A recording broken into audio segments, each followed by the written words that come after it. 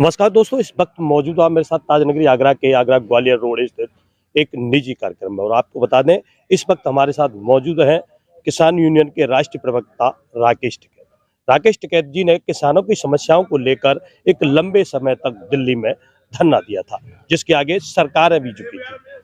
और आज वो हमारे बीच पहुंचे हैं, किसानों की समस्याओं को जानने के लिए एक निजी कार्यक्रम में पहुंचे हैं और जानते हैं उनसे हम जानने का प्रयास करेंगे कि वो किसानों के लिए अब आगे किस प्रकार की रणनीति बनाए। पहले तो मैं आपका अपने चैनल पर स्वागत करता हूं। धन्यवाद जी, धन्यवाद। अच्छा, मैं ये जानना चाहूंगा कि किसानों को लेकर अब आपने काफी लंबे समय तक लड़ाई लड़ी है और आगे किसानों के लिए क्या कुछ करने जा रहे हो आप? देखो, किसान का काम है कि मूवमेंट चलाते रहें, अपनी बात कहते रहें।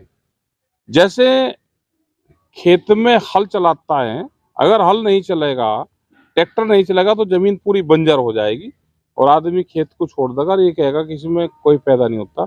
ऐसे ही समस्या है किसान की, वो समय समय पे आप उसको उठाते रहें, सरकारों से वार्ता करते रहें, अपनी बात अधिकारी और सरकार के सामने रखते रहें।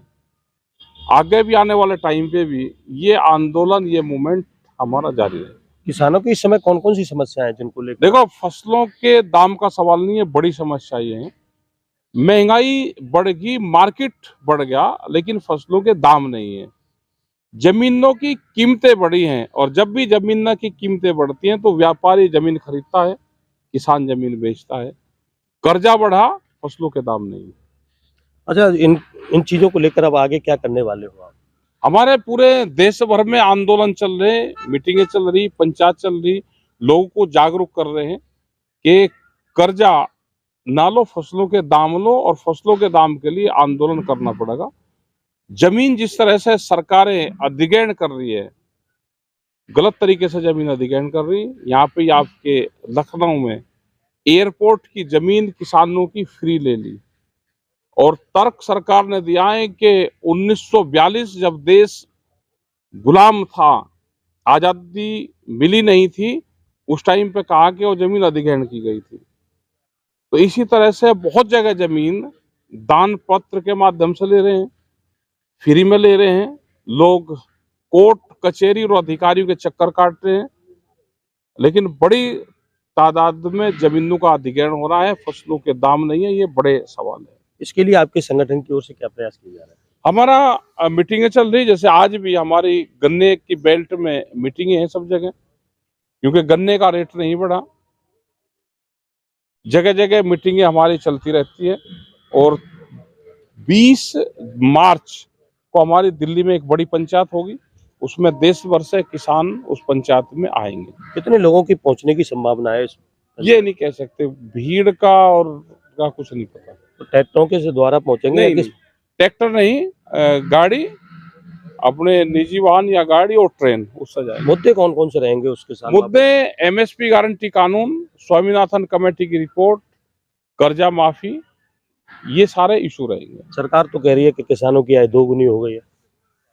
वो तो 22 में कहा था उसने तो कि 22 में आमदनी दुगनी होगी। वो उन्होंने कर्जा बढ़ाने की बात करी कि कर्जा ले लो, तो उससे वे आमदनी बढ़ाने की बात कर रहे हैं। जैसे अब भी बजट में उन्होंने कर्जे का बात ज्यादा करी और फसलों के दाम की बात कम करी।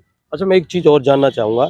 इस समय देश में एक मुद्दा चल रहा है अडानी वाला, जिसमें कांग्रेस लगातार जांच की मांग कर रहे हैं, परंतु भाजपा सरकार यानी सरकार इस समय चुप्पी साधे हुए।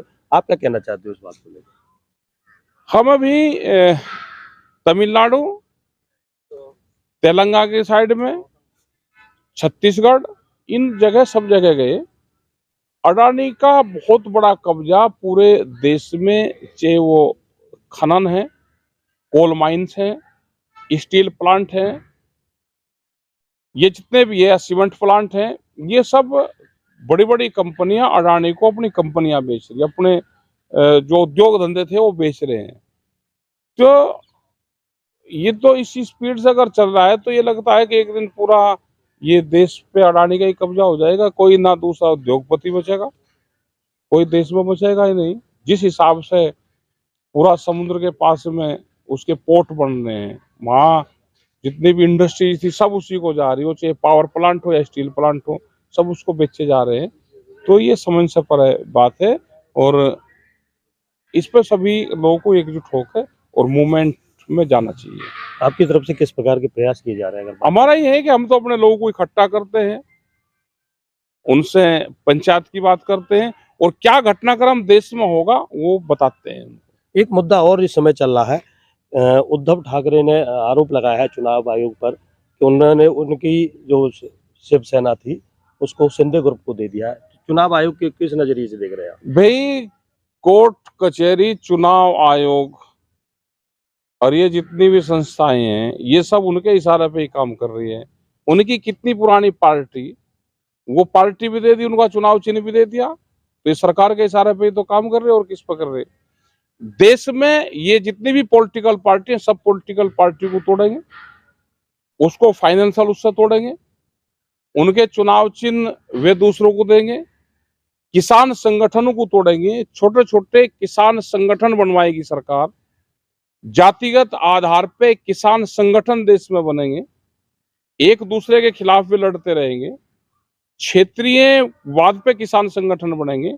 अभी एसकेएम को तोड़ने की एक बड़ी साजिश सरकारों की चली हुई है, जो क्षेत्रीय स्तर पे बहुत किसान संगठन अभी नए नए खड़े होंगे और ऐसे ही पॉलिटिकल पार्टी को तोड़ने का काम करेगी। वो बिल्कुल चुनाव आयोग सरकार के इशारे पे काम कर रहा है, पीढ़ी दर पीढ़ी वो पार्टी और चुनाव चिन्ह उनका रहा है, वो दूसरे को देना ये बिल्कुल खतरनाक है। इससे ये लगता है कि आज सरकारों का कब्जा, हर चीज पे सरकारों का कब्जा है। अच्छा, बिजली की भी बात की जाए तो किसानों को पर्याप्त बिजली भी नहीं मिल रही है। अभी एक मामला आया था, एक वृद्ध महिला को भी जेल भेज दिया, तो क्या लग रहा है बिल होगा उस पर करीब 2-3 लाख रुपए बिल बता रहे, उसको जेल भेज दिया, क्या जेल से उसका भुगतान हो जाएगा? भाई, उस पर बिल क्या आया, उसका रोजगार था नहीं था, और इतने दिन का बिल हो रहा है तो लिया क्यों नहीं पहले से? अधिकारी क्या कर रहे हैं? लेकिन अब धीरे धीरे प्राइवेट बिजली होगी, ये उसका एक प्लेटफॉर्म तैयार करा जा रहा है, हर घर मीटर, हर खेत पे मीटर, महंगी बिजली, तो ये सारा एक प्लान चल रहा है और उसी के तहत ये सब कार्रवाई हो रही कि लोगों को डराओ, लोगों को धमकाओ, उनसे प्राइवेट कंपनी को जब दोगे तो पूरा प्लेटफॉर्म साफ करके देना। तो ये थे किसान नेता राकेश टिकैत, जिन्होंने आपने जाना कि उन्होंने किस प्रकार चुनाव आयोग पर, जहां चुनाव आयोग की मंशा पर भी सवाल उठाए, साथ ही साथ उत्तर प्रदेश और भारत सरकार पर भी सवाल उठाए और किसानों की समस्याओं को लेकर दिल्ली में 20 मार्च को, आगामी 20 मार्च को एक बड़ी किसान महापंचायत होने जा रही है, जिसमें किसानों के मुद्दे की बात होगी। चोप सिंह सक्सेना, आगरा।